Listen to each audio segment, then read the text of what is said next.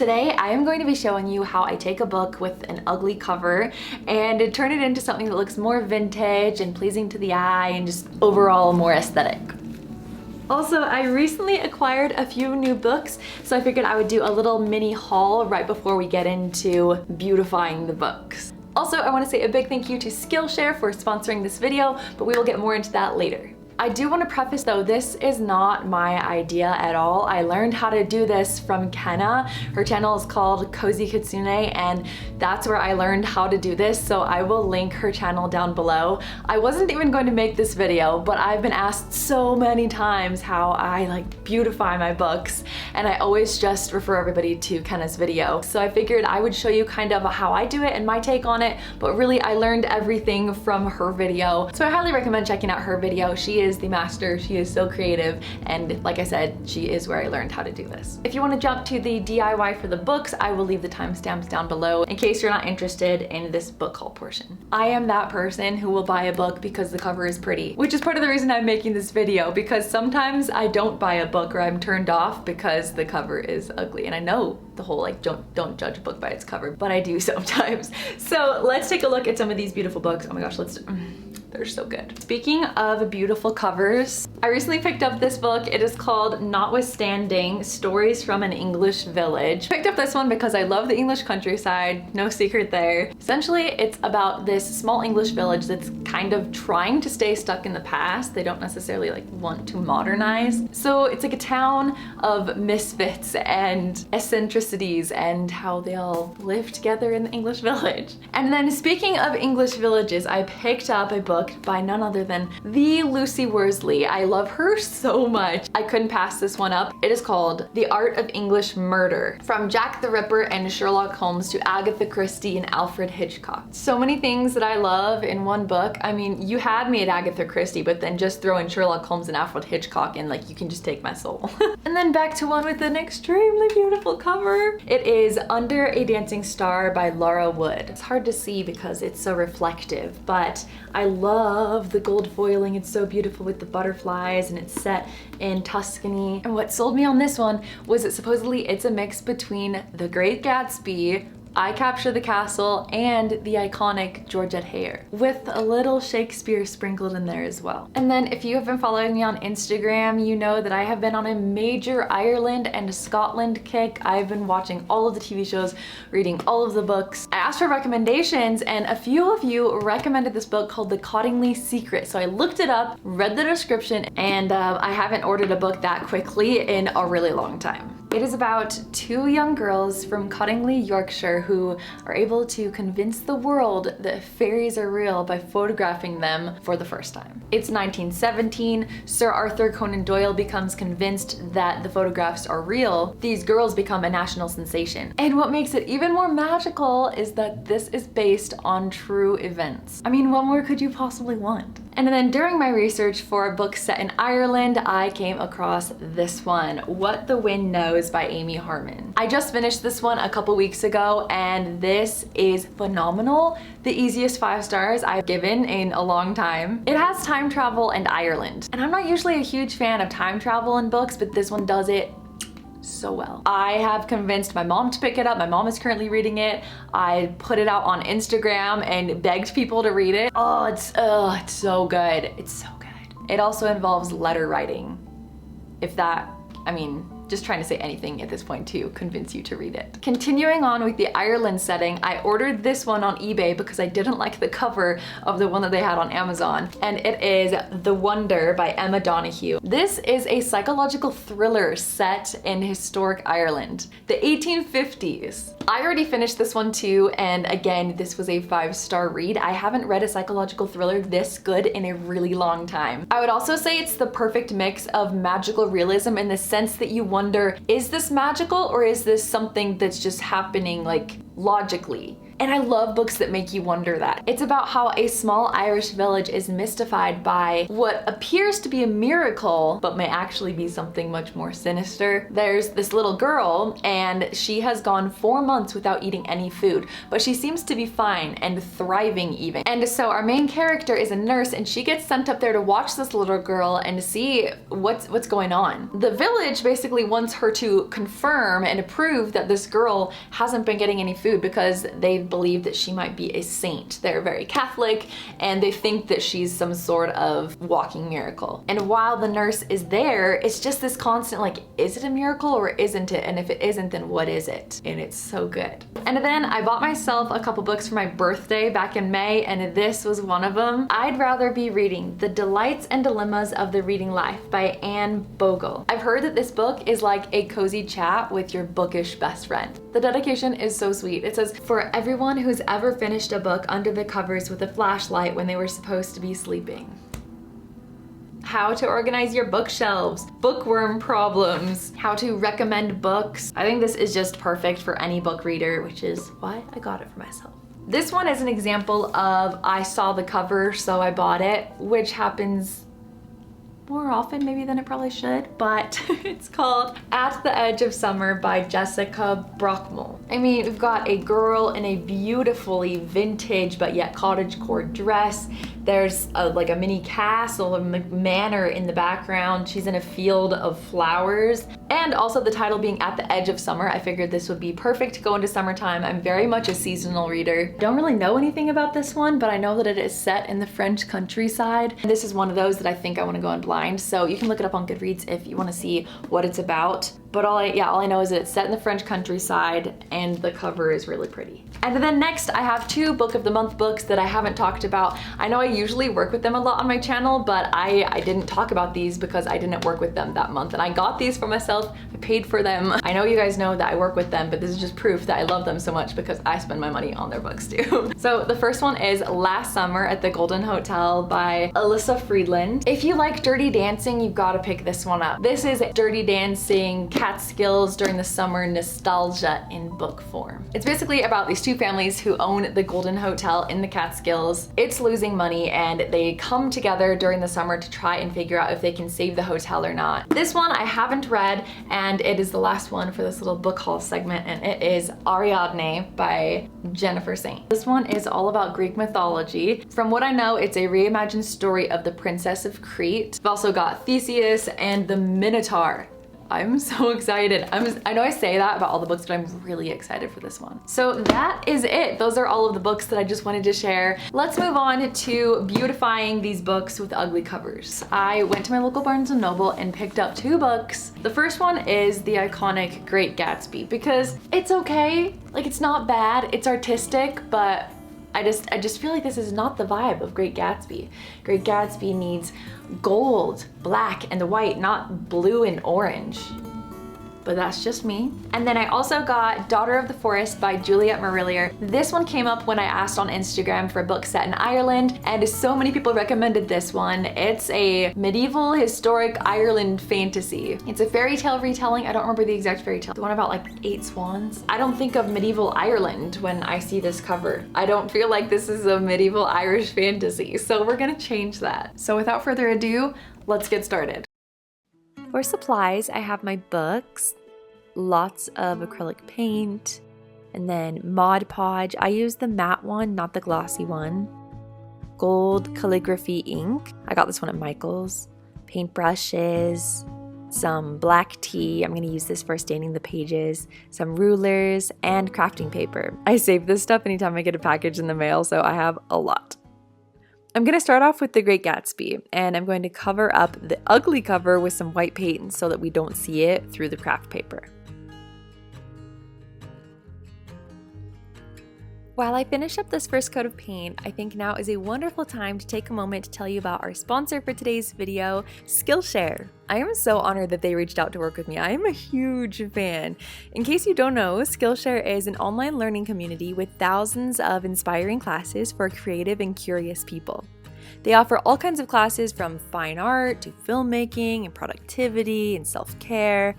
I'm really interested in this art journaling for self-care class, as well as this one about how to uplift your spirit and home with plants. But what I've been really interested in learning about recently is painting. This week I've been taking this class called Watercolor in the Woods, a beginner's guide to painting the natural world by Rosalie Hazlett. She teaches how to use nature to be inspired to paint, and I just love that the focus of the class is on nature. It feels like it's just made for me. It's so cozy but also very informative, and it's the perfect way to escape the world while also learning something new. The first 1,000 people to use the link in my description will get a free trial of Skillshare Premium membership, and then after that, it's only about $10 a month. Thank you again so much to Skillshare for sponsoring this video.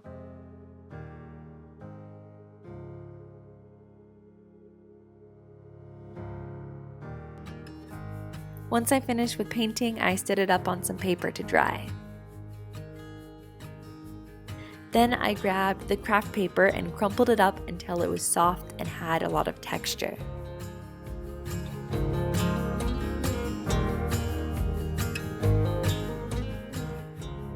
Then all that's left to do is put some Mod Podge on the cover and press the paper down.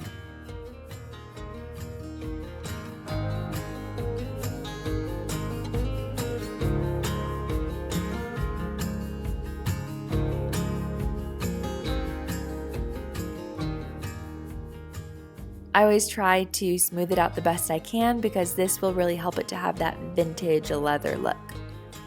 Just be careful though, because you don't want to rip the paper.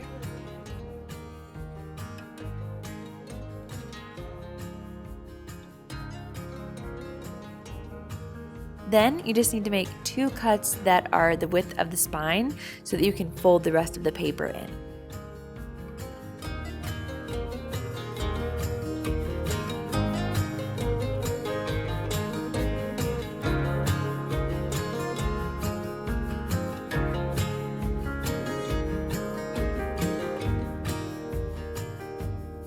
And then I just like to add a piece of paper on top to make it look a bit more neat and tidy.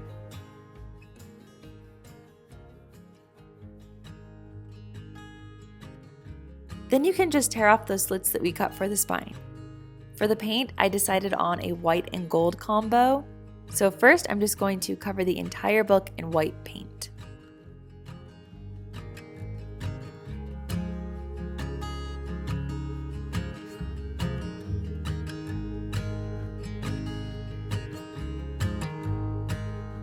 And then, I don't really know what to call this color, but I used this one to give the book a defined spine. Then I just measured out how I wanted to write the title so that I could make sure that it's as close to the middle as possible.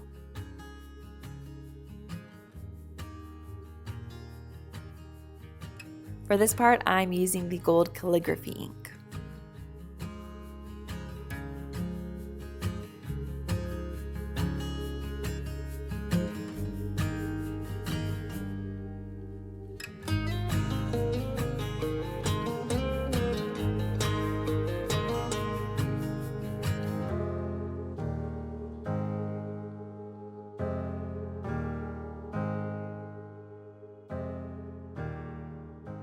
And for the record, I am not a painter or an artist really of any kind. And if I ever try, my paintings usually look like I'm in kindergarten.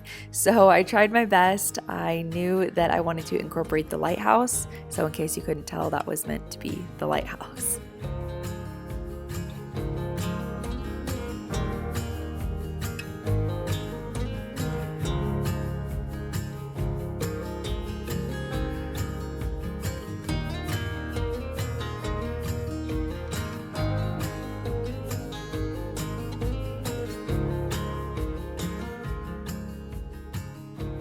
Whenever I mess up, I just like to use a cotton swab and some water to erase and then try again. The important part is to try and erase it when it is still wet.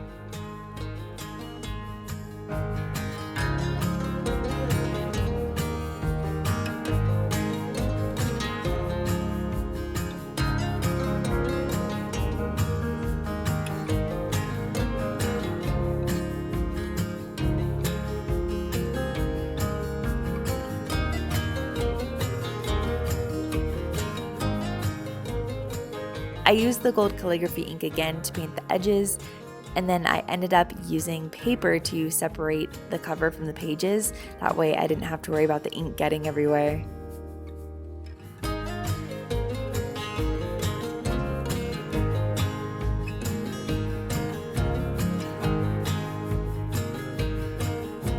Just be sure to separate the pages once they start to dry so they don't stick together.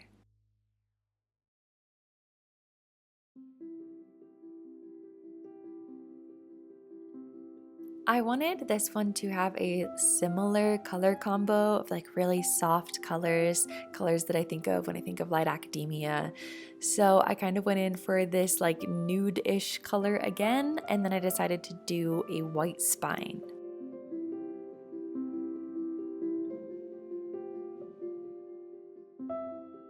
Now, to make this one look more vintage, I learned this from Kenna's video. So you mix black tea with some paint. I did some brown paint and some beige paint.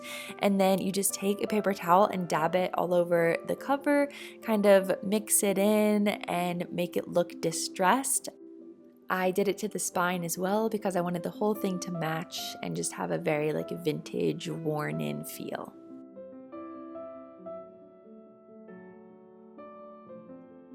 For this part, I put some paper over where I want the title to go and then covered the rest of it in Mod Podge.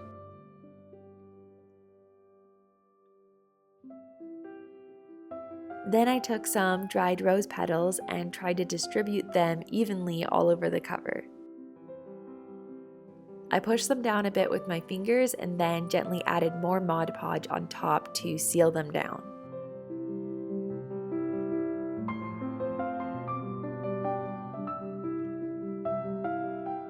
And then now we have a space to decorate and write the title.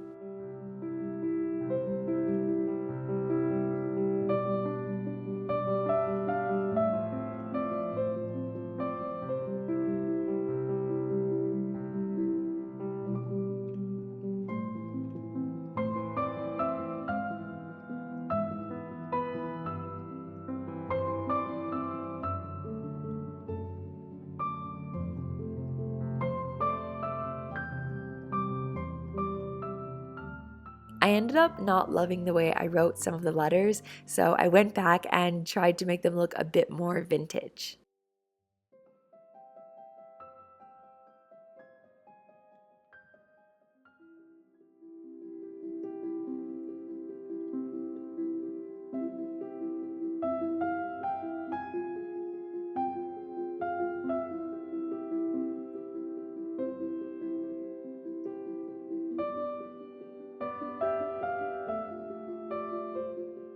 Then I took the same paint tea combo that I used to stain the cover and painted it over the edges to, again, make the book look more aged and vintage.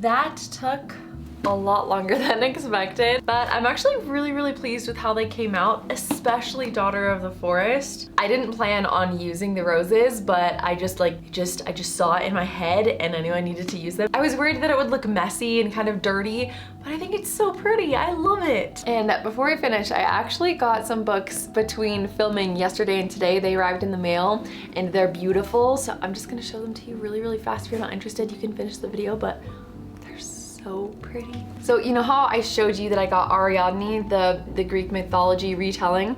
Well, that was the US edition. Meet the UK edition.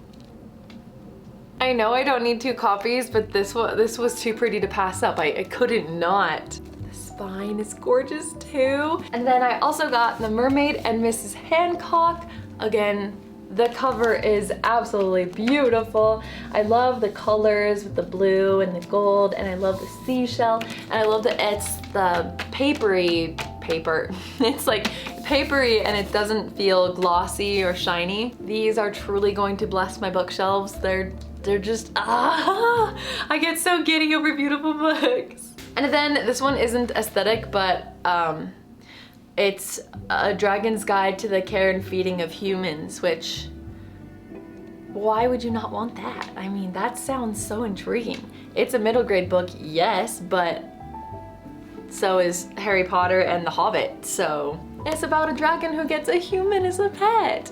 It's so cute. So those are just the 3 books that came in the mail between yesterday and today. I just had to share them. Thank you guys so much for being here and for watching all the way to the end of the video. Thank you. Most people don't, so if you're still here, I love you so much. I hope you have a wonderful and magical day, and I will see you in my next video. Bye, friends.